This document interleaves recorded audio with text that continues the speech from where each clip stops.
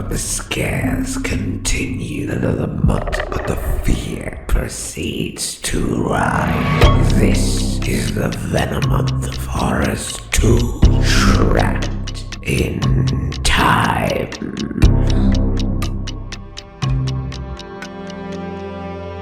This is ridiculous. This is just bullshit. This won't do. I've tried everything. I've tried everyone. Nobody can help me. Nobody in the UK, that is. That's it. That's it. I have to go outside. I have to explore further.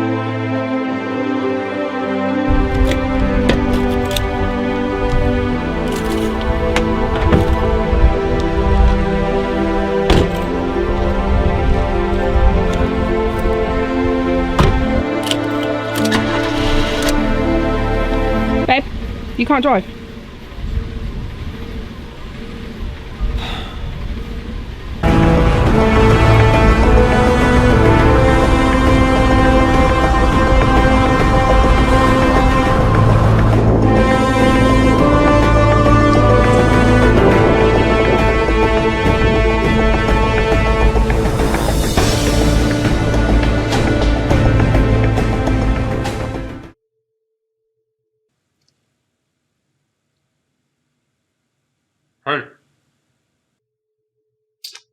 Great.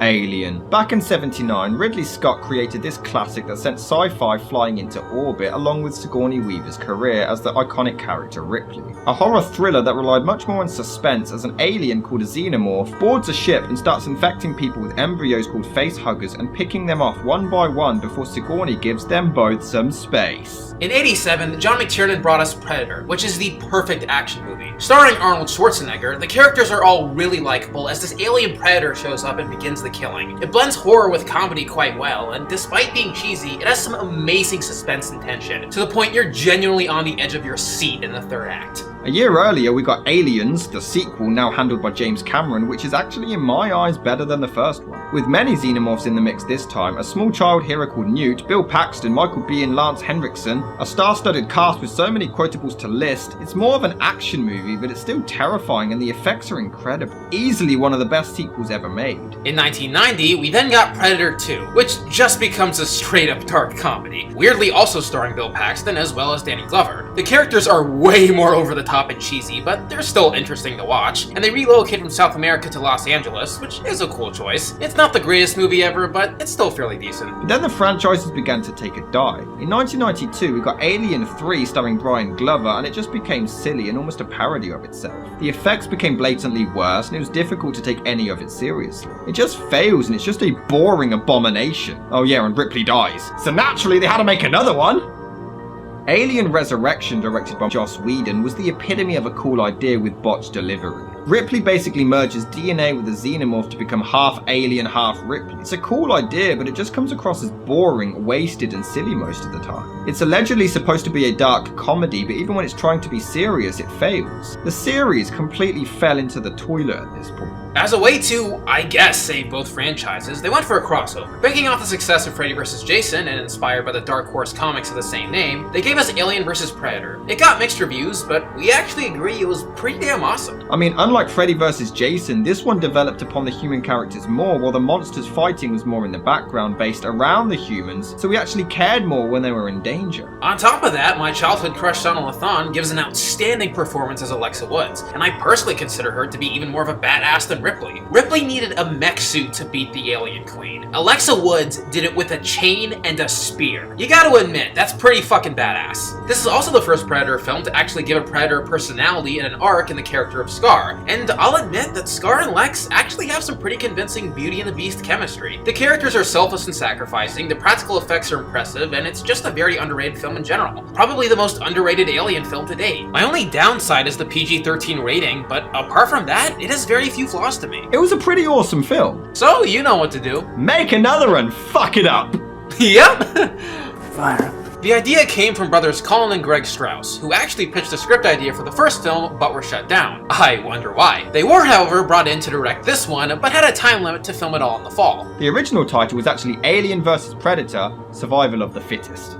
One of the dumbest things I've ever heard in my life. Oh my god. The original film was rated PG-13 to tone it down, but this one went screw it, and it was rated R to supposedly take the series back to what the fans wanted. Oh, I didn't know we wanted dog shit. The film was financially successful, earning $9.5 million on its opening day, but was slated by critics everywhere. And honestly, as someone who makes the unpopular opinion popular and frequently loves defending underrated movies, this movie sucks. And I guess it's time to find out why. This is Alien vs. Predator: Requiem.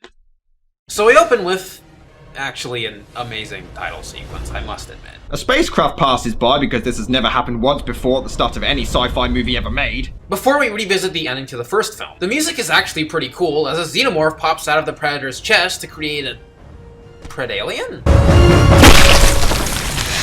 Alors, cher monsieur. So we do get to see loads of facehuggers in jars, which looks great, and honestly the sets are amazing and it is really well shot. So it's already better than Alien 3. I mean, at least this can be constituted as a movie. But a Predator soon gets attacked by a xenomorph, and We cut to Earth where this kid is about to shoot Bambi when the spacecraft crash lands. another Predator shows up. I thought this just died.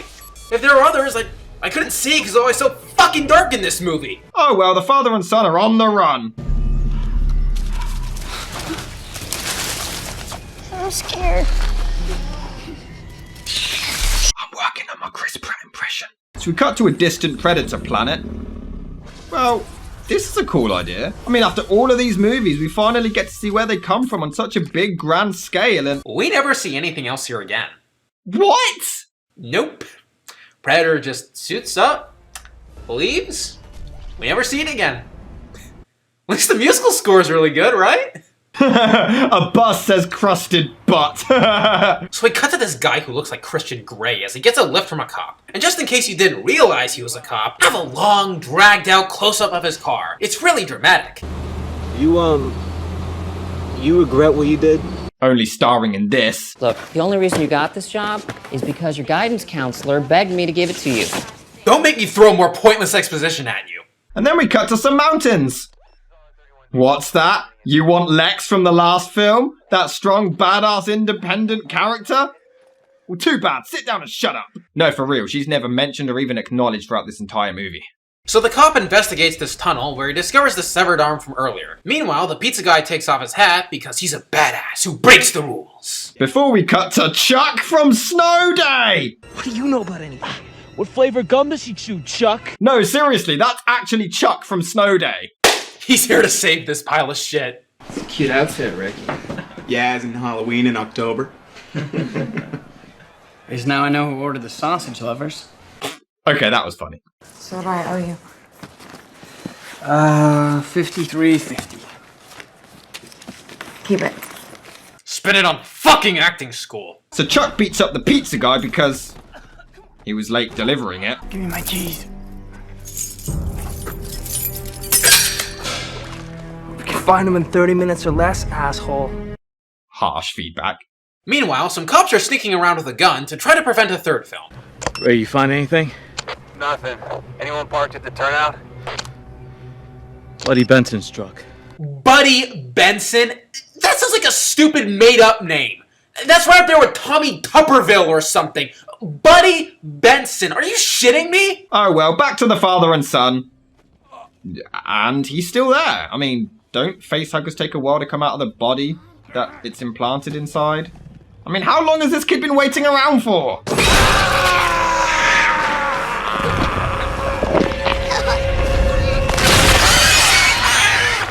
And then the kid dies! Awesome! This is just so mean-spirited and disgusting. Can you name me any decent horror movie where a child is inserted just to be killed off? Jaws? Yeah, but in Jaws it at least benefited the plot. Here it's pointless! They just do it because they want so fucking badly to be edgy. But no time for that now, Will, because we have even more characters to introduce. What the fuck? More? This military chick comes home to see a fella and daughter. Are you keeping up so far? So the pizza guy sneaks inside. By the way, Funny how all of these guys are supposed to be in high school, but they all clearly look around 30. So we get some terrible CGI of a facehugger climbing down into the sewers to try to find Pennywise, until it kills a homeless man. Oh, lovely. You know, it's a shame because xenomorphs on Earth could actually be incredible, kind of like Jurassic Park 2 where we just see them wrecking civilization. But nah, screw that. Let's just have it in the sewers where we can't see a damn thing. But hold up. Now an alien starts to corner a woman that we've never met before and we can't see what happens. Look at this! What the hell's happening? You could tell me that she's giving the alien a fucking hand job and I'd believe it. A predator lurks around and spots something. I mean, we can't see anything, so I'm mostly just guessing here. You know, I just love this film's color scheme. They made some truly creative and daring choices, so inventive and original, so risky. I love their innovative choices of black.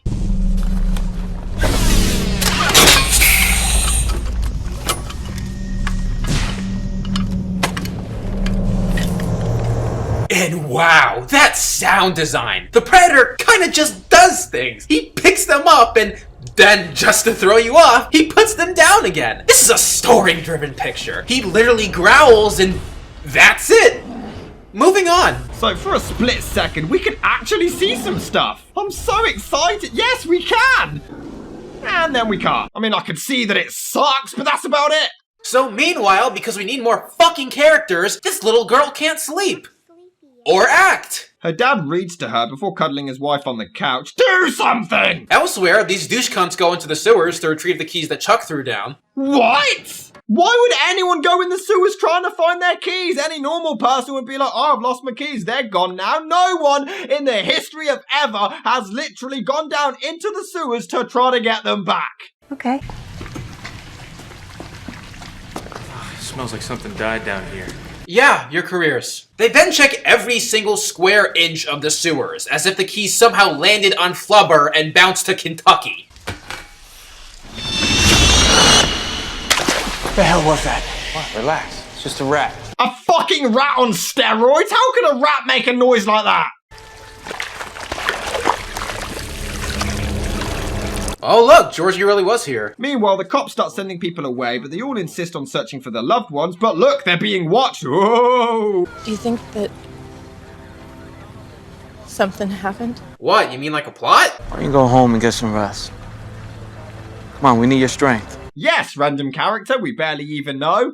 Knock yourself out. This is the main problem with the movie. It just bounces from character to character, not even telling a story. It's just padding out space. It's just killing time to ensure it becomes feature length. The entire movie is completely pointless. And then the Predator decides to kill a random person for no reason.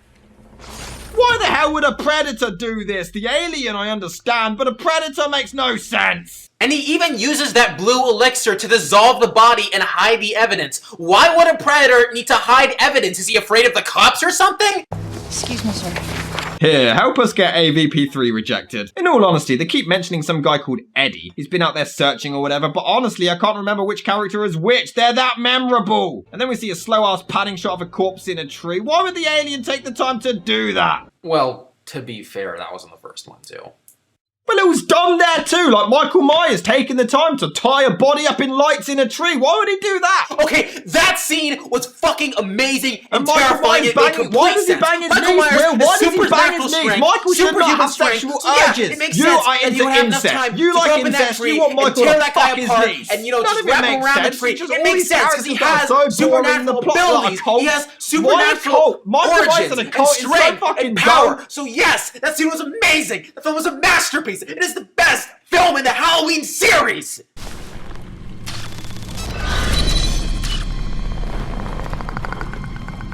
You know, I'm just so glad that it's so dark again. I was getting pretty sick and tired of those pesky colors. I didn't like seeing the action anyway. But don't worry, we do get some infrared to see loads of semen stains. We do get some cool sound effects as the predators roam the sewers, but we can't see what the fuck is causing them, so it's pretty much pointless! And then more darkness. You know what, I bet if we add filters ourselves, I bet we can make this look better. Look! That's all you had to do! Learn brightness and lighting, jackasses! The alien does show up, and I think they're about to fight. It's probably epic.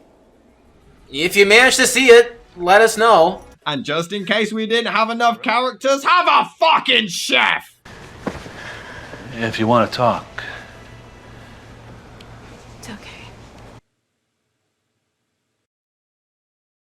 Who the fuck are you?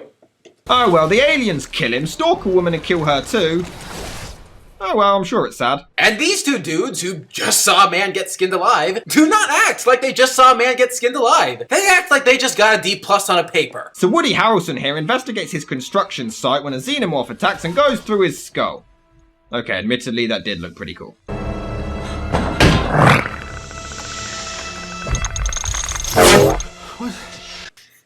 Okay, that reaction's pretty funny. I don't think it was supposed to be, though. Oh, and have you noticed that these two are literally in love because he delivered a pizza late and made a dick joke about her ex? That is it. Next, he shows up in a car and they make out. There's been no other indication that they like each other. Piss off! But that doesn't matter because Chuck shows up to save the day! Just remember, Ricky, I taught this little slut everything she knows. Jesus Christ, Chuck turned rated R. Is it bad that I kind of want to see Chuck take on the Predator himself, just one-on-one? You know, you never were a good liar. And just when you think it can't get any more offensively bad. And just when you think they can't possibly insult your intelligence any further. They set up another Alien vs. Predator fight scene. But they specifically have them cut off the lights to intentionally have it take place even more in the dark. Why would you do this? You give us all of this action and... What the... No, this is great. This is art. Calm down, Rob. Not until this month of hell is fucking over. You want some help? So they all run away from the xenomorph, but honestly, Chuck is literally the only one I want to survive. The main guy is so bad. He just bobs his head around most of the time. What, did he go to the George Clooney Batman School of Acting? Daddy!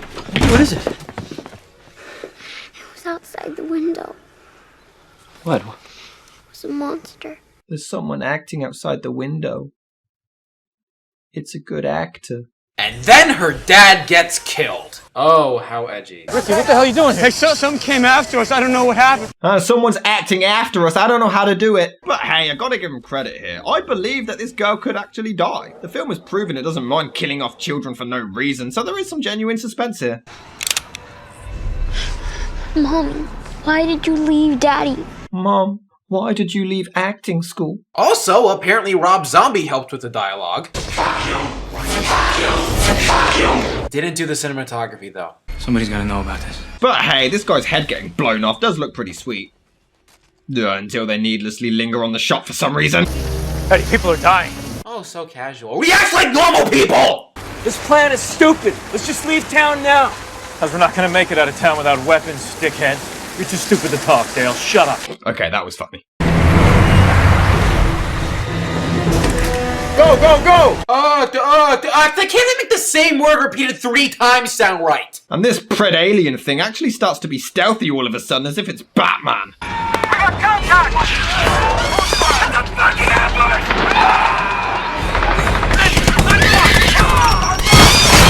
What the hell's going on out there? What the hell's going on out there? You can hear a massacre! What the fuck is wrong with you? Did this treat it so casually and normally here? Oh, just another murder spree. Do something! Don't shoot! Take what you want! I'm not getting killed for no $6.25 an hour. 6 an hour is illegal, but okay. But hey, we get this cool POV shot from the stretcher. This movie's runtime had a stretcher! But then we get this scene. Easily the worst, most offensive, disgusting, uncomfortable scene I have ever watched in a Hollywood blockbuster film. The pred alien stalks these babies in the hospital, rapes a pregnant woman, and impregnates her with chest bursters down the throat. What the fuck is wrong with these writers? You know, is it bad that I actually think this scene could have worked? What the hell? Hear me out. If they did what the first movie did and actually took the time to build on the characters and get us to care about them and then show the fighting or whatever, this could have been a really good way to put us on the Predator's side. If the aliens showed they didn't care about honor or morals, they kill whoever and whatever, and therefore they brutally murder a pregnant lady like this, it would have been an awesome way to show just how evil these things are and make us root for the opposing team instead. That's actually a fair point. But this is just thrown in for no reason randomly just to be edgy and daring. It's disgusting. Thank you. But then we get more darkness? Whose bright idea was this? So guys, we have black characters. What should we do? I know, put them in primarily black surroundings on black sets at night, which is black, for the entire goddamn movie. No! No! Chuck! So soon! He's gone! This film is dead to me. So all the boring, uninteresting characters are now on the run. I wish I cared, I really do. And another issue is they keep hyping this all up as if there's this huge infestation of aliens across the city, but we don't see any of it. We just see, well, darkness mostly. And at this point, it really is just the Predator doing random shit, then the humans doing random shit.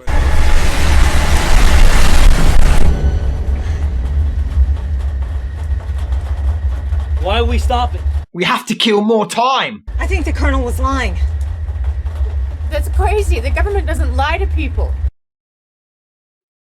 You get it? You get a, just real brilliant social commentary right there that just, really three-dimensional, nuanced political analysis, Obviously, the screenwriters of AVPR are just political masterminds. They totally know what they're talking about. They have very new, creative, thought-provoking ideas about American politics and American societal values and the American government. I mean, obviously, this is the mature movie. This is a movie for adults. This is one of the most brilliant political thrillers of our entire millennium, and everyone involved in AVPR should have a fucking doctorate in political science. They should run for president. They should fucking become leaders of this country, because obviously they know more about the deep, dirty politics that obviously none of us understand. So thank you, AVPR, fucking political masterpiece, A+. It doesn't make any sense. So the heroes decide they need to blow up the hospital, even though they have no idea if there's any other survivors inside, but I'm past caring, so they probably are too. So they check it out, and wait, why is the Predator carrying a laser gun? Who gives a fuck? We continue to see through Stevie Wonder's eyes before a random chick gets killed for some reason by the Predator, considering he wouldn't kill randomly, and they continue to hardly react as they continue to shoot in the pitch black world. Lovely! The alien even impales this guy, and he somehow survives without question. It's See No Evil all over again! Joe! Is this everybody? This is all that's left! From what? We don't see the city under attack or anything! Colonel, we're here! Over! God help us all. Such a genius and totally not overdone line, especially in 2007. Alright, get out of here! Now I'm gonna buy some time! I'm not leaving you! Get to the chopper! Did you get that? You get that, everyone? I mean, I know it was so subtle, but it was in the first movie, so automatically genius writing. Wait a second, what are you saying? To be fair, the music is actually amazing, but I just don't care. The humans are fighting for their lives, but I'm more interested in Watch Mojo's upload schedule than this. Fuck you!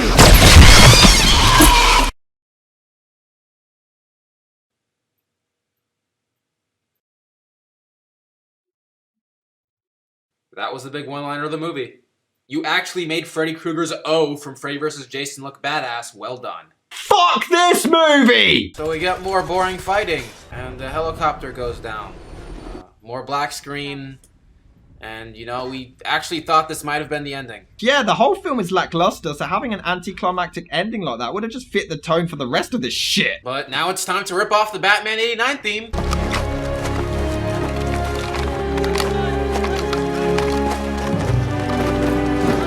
It's identical! And then, that's it!